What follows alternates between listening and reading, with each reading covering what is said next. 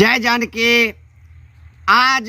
UP के 30 शिक्षकों ने जो बीपीएससी क्वालिफाई करके बिहार में ज्वाइनिंग किए थे वह इस्तीफा दे दिए हैं। आपको बता दें कि समस्तीपुर के डीईओ ने शिक्षा विभाग को एक पत्र लिखा है और उस पत्र में कहा गया है कि जो यूपी से जो शिक्षक का नियुक्ति हुआ है बिहार में वह सारा शिक्षक अब इस्तीफा दे रहे हैं एक साथ जिसमें आपको बता दें कि मधुबनी और दरभंगा से 3 से 4 ऐसे शिक्षक हैं जिन्होंने अपना इस्तीफा दे दिया है। उसके साथ ही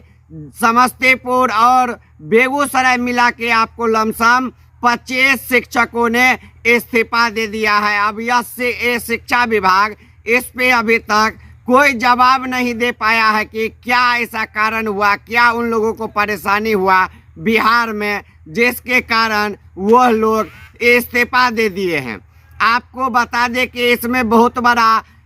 सरकार का भी बीजेपी का भी इसमें हाथ हो सकता है, इसलिए क्योंकि यूपी में योगी सरकार है और जब से यूपी के युवाओं को बिहार में बीपीएससी के तहत शिक्षक का बहाली किया गया तब से ही बिहार सरकार और तेजस्वी यादव और मुख्यमंत्री नीतीश कुमार द्वारा लगातार योगी आदित्यनाथ को जो मुख्यमंत्री हैं यूपी के उनको लगातार टारगेट किया जा रहा था, कटाक्ष किया जा रहा था और विभिन्न तरह से मंत्री लोग भी बयान देते थे। लेकिन वह बयानों पे देखेंगे उसका असर हुआ या जैसे भी हो, आज पूरा बड़ा खबर है, पूरा बिहार के लिए यह सनसनी खबर है कि आज एक साथ 30 शिक्षक इस्तीफा दे दिए। आपको बता दें कि उन लोगों का एक सामने आया है मांग, जो उन लोगों का कहना है कि हम लोगों को केंद्रीय विद्यालय में दिया जाए और उन लोगों को हो सकता है कि यूपी में ही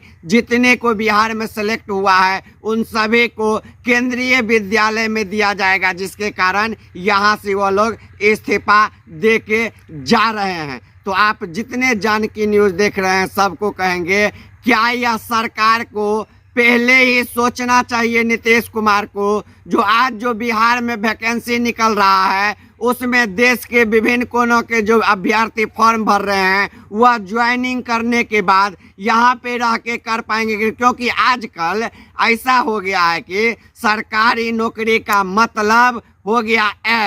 काम नहीं करना है। और एक ये भी रीजन हो सकता है कि के पाठक के जो शक्ति का आदेश